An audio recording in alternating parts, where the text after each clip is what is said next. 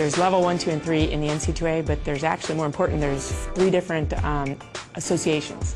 There's the NC2A, NAI, which is the National Intercollegiate Athletic Association, and then there's junior colleges.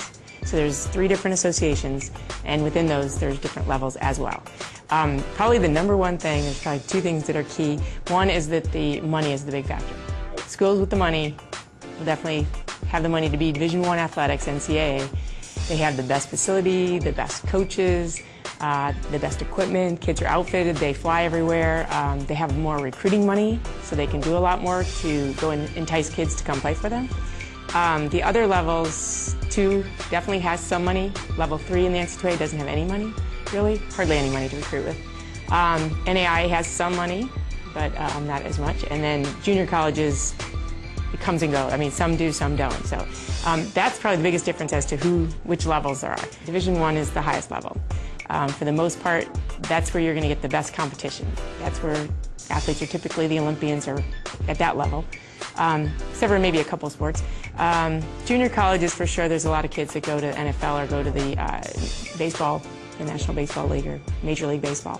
But for the most part, NCAA Division I is eat, sleep, walk, talk their sport. And that's what kids aren't necessarily prepared for all the time, is how much time is taken at the Division I level. Division II has plenty of time that they have to spend doing their sport, especially if they're on a scholarship, but it's not quite as intense. I mean, they're all competitive at different levels. Division III is going to be more because you love the sport, and a lot of times kids can play more than one sport. So that's really those 3 within the NC2A. NAIA has athletic scholarships, they just are much smaller schools, and they don't have lots of sports. They don't have big-time stadiums or big-time equipment rooms or weight rooms, things like that, but they do have athletic scholarships. And junior colleges obviously are really small community colleges where kids might go to either improve their grades so that they can get recruited to the NC2A, Division I or II, or they go just because the competition is a little bit lighter. What I always recommend students to do is to go on the athletic website of the college they're interested in and go to the roster for the team they're interested in. And when you look at the roster, you'll find out a lot about who's on the team and what it takes to make the team. That's probably the easiest thing, is to go to the roster. If you're looking at sports like volleyball, obviously the height of the players is going to make a difference. If you're looking at football, it's like what size is paying my position. If it's track or swimming, it's times. It's purely times. But the other thing I always mention is, okay, you're looking at that, also see who's going to graduate when you graduate, because that's what that coach is going to recruit. He's not going to recruit, if he's losing quarterbacks, he's going to recruit quarterbacks. If he's losing catchers, he's going to recruit catchers. Definitely looking at the roster is the best way. On the rosters, on most websites, they can actually click on the athlete. And then you can look and see, and it says what the athlete did in high school prior to getting to that university. That gives them a little bit of idea. Other ways they can ask coaches. High school coaches know some, and they may know what type of athlete has left their high school and gone on to the different levels. They should go to camps. I think we're probably going to talk a little bit about that, but they should go to college camps, because when they go to the college camp, the coach will let them know, like, yeah, you're at my level, or no, you're not, and can make recommendations. They know it best. But that's probably the best way, is to go on the website and start off looking at the rosters.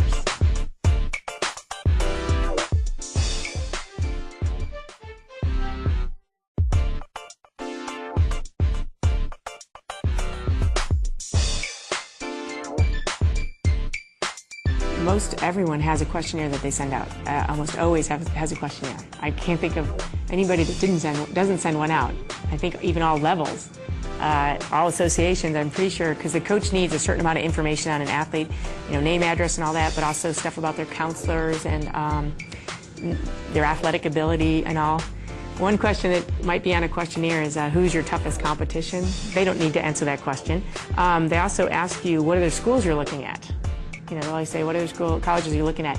And it's probably important that you name other schools that they might be in competition with as well. Like if you're looking at certain schools in this state and then you name some random ones out there, I would say they may not feel as, like I was in the Big Ten, I didn't worry so much about the MAC conference because that's not my competition. The Big Ten is my competition. So if they said they're interested in some other Big Ten schools, I'd be like, whoa, who is this? And that's what coaches kind of do that too, I think. They just want to know who their competition, the coach wants to know who their competition is with this recruit.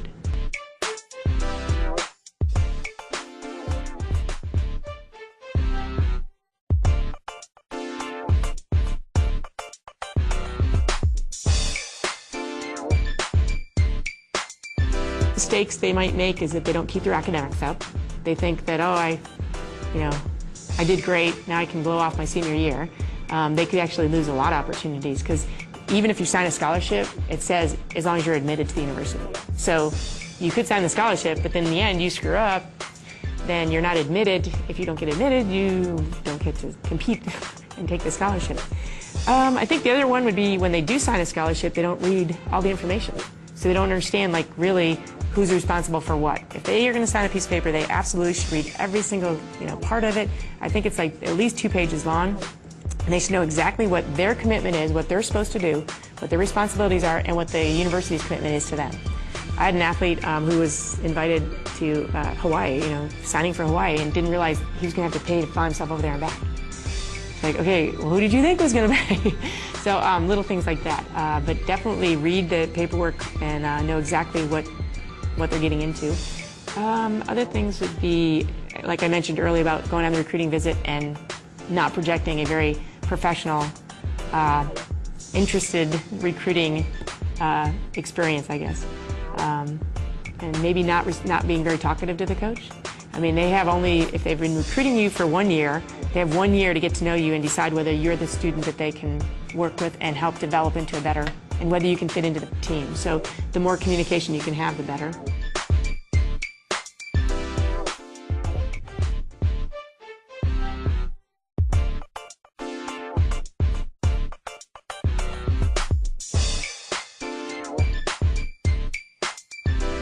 Grades greatly affect athletic eligibility, and they also affect whether a coach wants to recruit an athlete or not, for sure. Most coaches are recruiting more than one person for the position. It's anywhere from like 3 to 5 to maybe even 10, and then they narrow it down. But they recruit a bunch of kids, and they're equally talented. Eventually, they may have a favorite one that they want the most, but for the most part, all the kids are equally talented, and now it looks at, okay, who's got the grades? Who can I continue to recruit?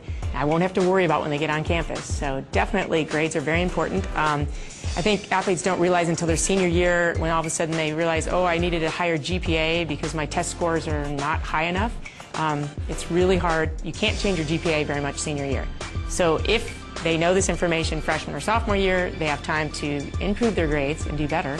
To be eligible Division I, NCAA Division I, they pretty much need to have a higher GPA if they're not going to score over 1,000 on their SAT. And if they can get their GPA up by getting 80s and 90s in classes instead of 69s and 70s, they'll do a lot better. The coaches absolutely are going to say that to an athlete if they get to talk to them soon enough. If they don't, I mean, the kids just have to realize, nowadays especially, the NCAA has changed the rules. This year's recruiting class has to have 16 core classes to graduate and be eligible, and those are English, math, science, history, and a couple electives, not football and not art and not computers, but core classes like psychology or government economics, speech, certain courses that are higher, preparing them for college, I guess I would say. And the kids don't realize that, but they need 16 core classes now, so that's a little bit higher, raise the bar a little bit more academically. If they don't have those standards, they can potentially be eligible for Division II, because Division II, you bare minimum of 820 on the SAT and a 2.0 GPA. Of course, all of them you have to graduate from high school. Graduate from high school, have the 2.0 and an 820 on the SAT or a 68 on the ACT. And that's all you need to be D2 eligible, Division II NCAA eligible. D3, it's up to the graduate from high school, and it's totally up to the schools what they want. Most schools require higher grades, but if a coach is really going to bend over backwards for an athlete, they probably could get them, I guess. My dad coached Division III. But for the most part, there aren't standards for the Division III. It's just whatever the college wants to use.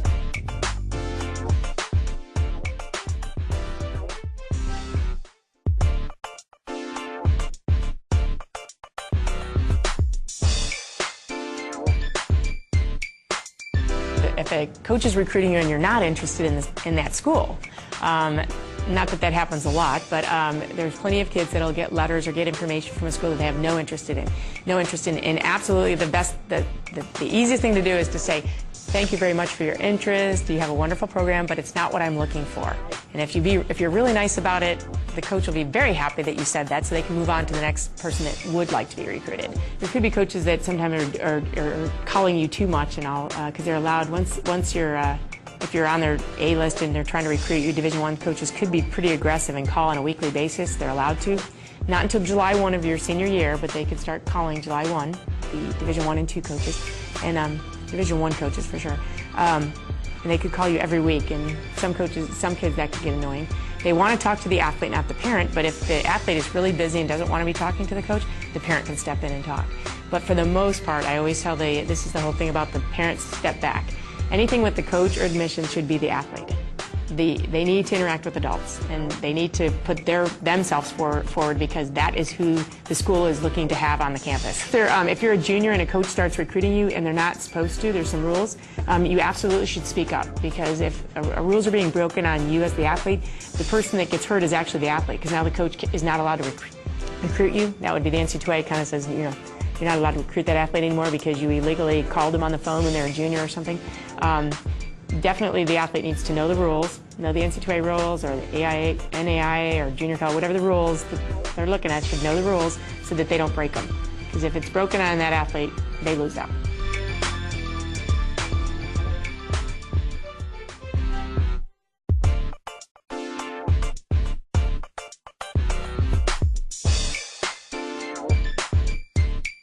If an athlete doesn't take the initiative and actively go out and seek their opportunities, if I just sit back and wait, whose choice is it really? It's not really my choice. I'm like waiting to see who wants me, and that's not a very positive way to go about recruiting. And they may not be found. Coaches may not find them. The school I'm at right now is like a very small school. It's not very big, and we play at a very kind of medium division. So we're not out there being exposed on a daily basis to all these colleges. So for the most part, if you take action, you're going to get more options. And yes, there's going to be some doors that may be closed, but that's okay. Now you know to move on and start finding where you can go play. Depending on the sport, what they should maybe include in the letter, but for the most part, name and address, and probably email nowadays because coaches are getting better at that. But email, the basic information they need to know is what level of athletics are you currently competing at? What position are you playing? What level are you at? Are you just playing high school? Are you on a club team? Are you traveling? What's the highest level you're competing at? Then the second thing would be the academics. Like, what's your GPA? Have you taken AP classes or not? Have you taken the SAT or ACT or PSAT? What's your scores? So really it's two things. Athletically, where are you? Academically, where are you? And that's how most coaches, just that basic letter, it's real simple, 2 paragraphs long, send that to the coaches, and then now they can send something back to you, just off that little blurb. I usually tell the kids to, depending if they're younger, say, I have a video if you need it, and have the video. They don't necessarily have to mass mail it out. But if they're a senior, they absolutely should include and send out the video at the same time.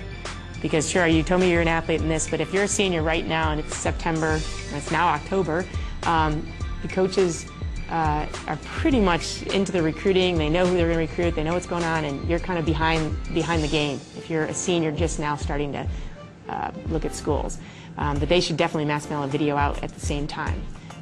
What else could they include? They could include their transcript. If they're looking at a very strong academic university, they absolutely should get that to the coach right away. I've had athletes that sent that off as a sophomore, and just send it off early. You can send it off any year you want. Sophomore year is pretty early, but junior year for sure. If they'll do it during their junior year, especially in the spring, coaches may be able to tell them, hey, you need to take this, this, and this your senior year, and that'll help you and me with admissions as a coach, like helping you get admitted. So if they do it by junior year, send the letter off, that's even better. But send a transcript and maybe a game schedule if they're on a travel team. If I'm traveling to Orlando, Texas, or California, or Nevada, wherever, Ohio competing, definitely put that on there in case the coaches are going to be at those competitions.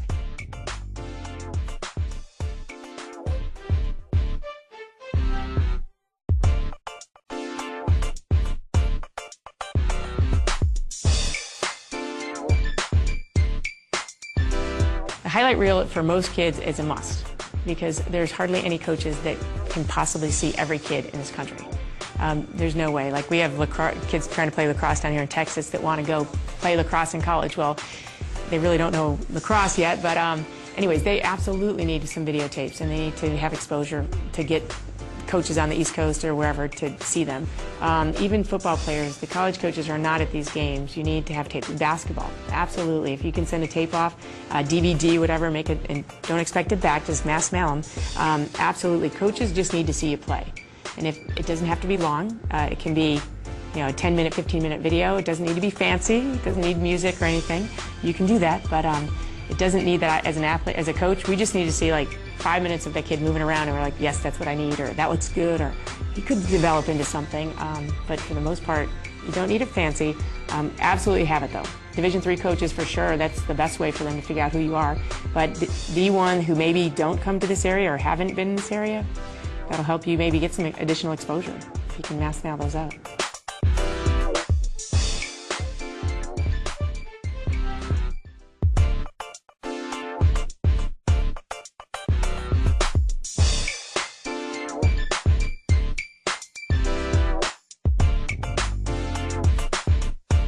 The official visit can't be taken for the NC2A Division I and II. It can't be taken until after September 1st of their senior year. That's the earliest that they can go on an official visit. They can only take 5 of those during their senior year. And there's a couple other rules to it, but mainly, you know, they can only be on the campus 48 hours, and there's certain rules that the coach has about what they can do on those visits as far as paying for food, travel, hotel, things like that. But the official visit is a great opportunity for the athlete to visit the campus, usually during the school year, while the students are on campus, meet the coach, see the facilities, probably see a game or a competition, which I highly recommend, because then you see what the coach is really, you know, like on the sidelines. But definitely the official visit is extremely valuable, and it's especially so if the student has already done some unofficial visits prior to that.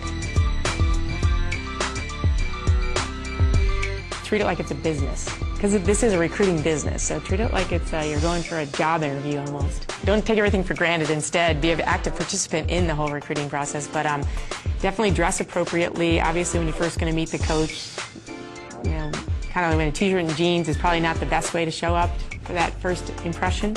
If they can wear khakis or something else instead, and maybe a collared shirt would be nicer than, they don't have to wear a skirt or a dress, but just look a little bit more professional, I guess.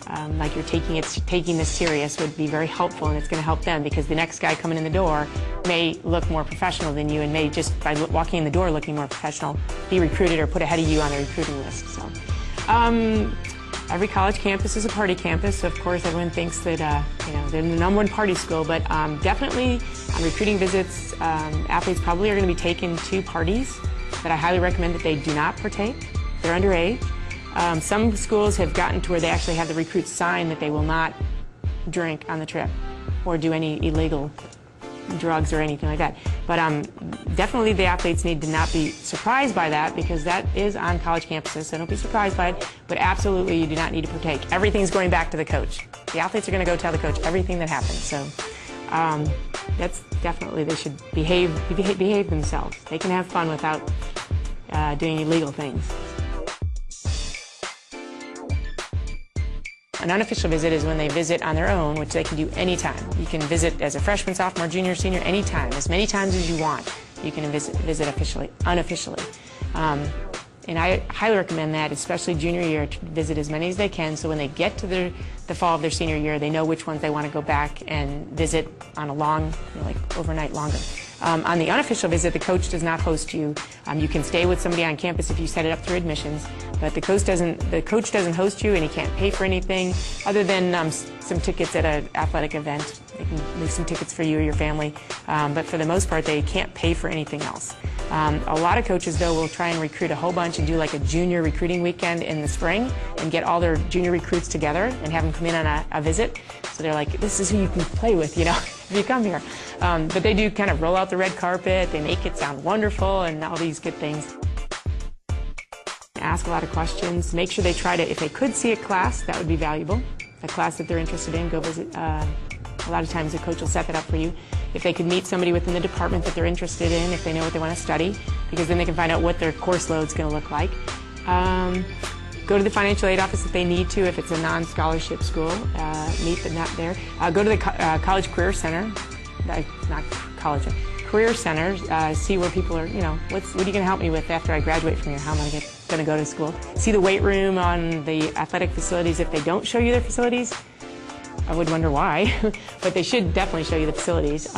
And maybe they have a academic center with computers and tutors. Find out, you know, see that if you can.